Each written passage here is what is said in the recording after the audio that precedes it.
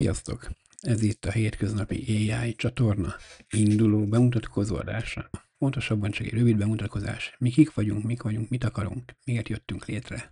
Jó magam, Szomor Tamás vagyok, közel 30 éve programozóként dolgozom. Az elmúlt 2 évben nagyon begyorsult az AI terjedése, nagyon-nagyon-nagyon sok mindent meg lehet már vele csinálni. Emlékszem, az elején még a Visual Studio-ban csak egy kódkiegészítő AI-nak mondott valamilyen plugin volt, aminek segítségével gyorsabban lehetett képelni. Most meg már ott tartunk, hogy beírjuk, hogy mit szeretnénk, milyen dizájnnal, mit vegyen alapul, megtervezi az adatbázist, létrehozza a kész web alkalmazást. Na de most hagyjuk, ez nem is olyan fontos, hogy most az AI hol fog fejlődni, mi a... Alapvetően abban indultam ki, hogy körbenéztem az interneten, mik vannak, milyen lehetőségeim vannak, és kifejezetten a weboldal készítés, programozás, illetve alkalmazás fejlesztéssel kapcsolatosan. Szembe jött egy csomó eszköz, gyakorlatilag mire az egyiket megtanulja az ember, addigra jön a másik. És akkor elkezdi méregetni, hogy jó van, oké, ez a másik, ez miben jobb, miben rosszabb, összehasonlításokat végez, és eldönti, hogy vált vagy nem vált. Na, akkor most nézzük, hogy miért is jöttünk össze, mert én jól elbeszélgetek erről.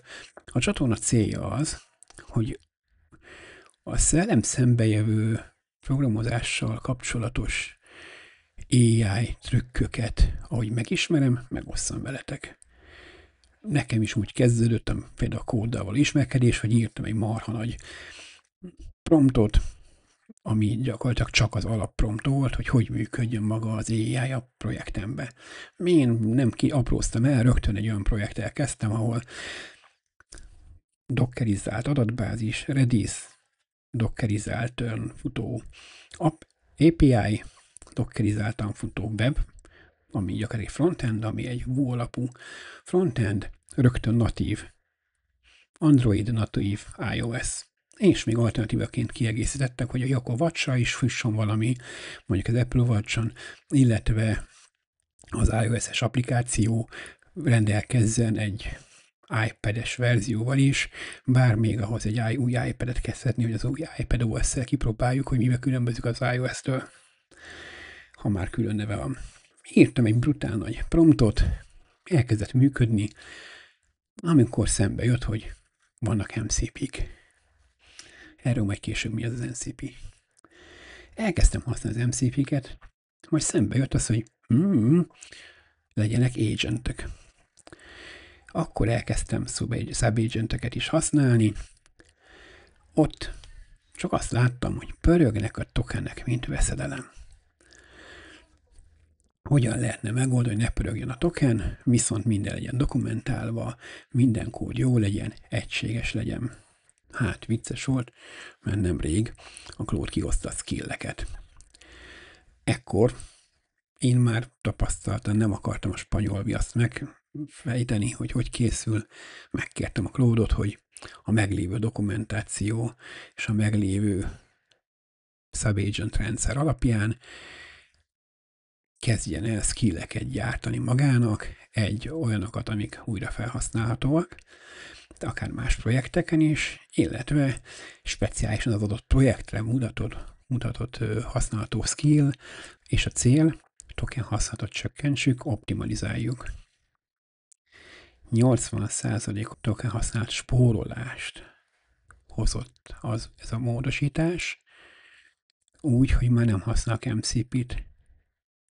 Pontosabban használok a security check miatt, de ugye a Claude-nak arra is van sajátja. És most csak a Claude-ról beszéltünk, és miközben megfejtettem, hogy a skills hogy működik, miközben jött a hír, hogy kiadták a Codex 2.0-át. A célja ennek a csatornának, hogy az összes ilyen velem szembejövő olyan AI kihívás, aminek mégis találtam megoldás, és hétköznapi értelmét látom, megtanítsam, beszéljek róla, megmutassam nekem, hogy sikerült. A nulláról hogyan kezdj el és csinálj bármit, amit szeretnél, segítsük egymást. Továbbá. A régóta dédelgetett álomprojekt.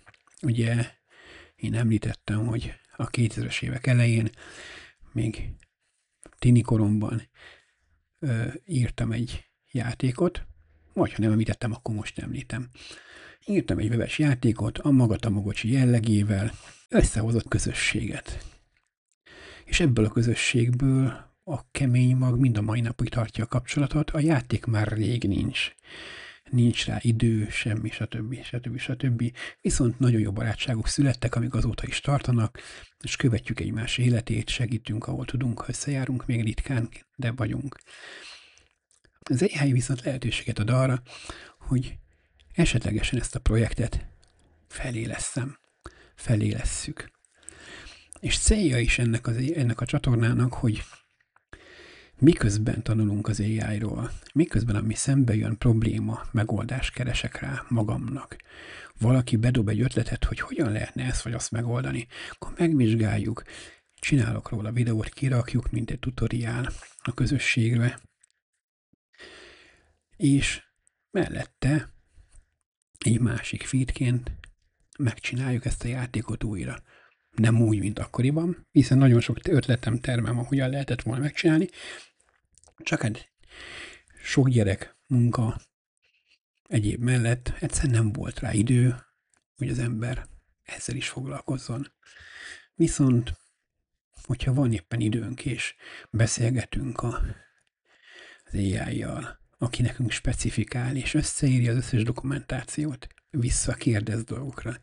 És amikor ez megvan, akkor a meglévő, kitalált struktúrában engedjük, hogy megcsinálja, akkor az egyik ablakban dolgozik ő, a másik ablakban mi csináljuk a többi más dolgunkat.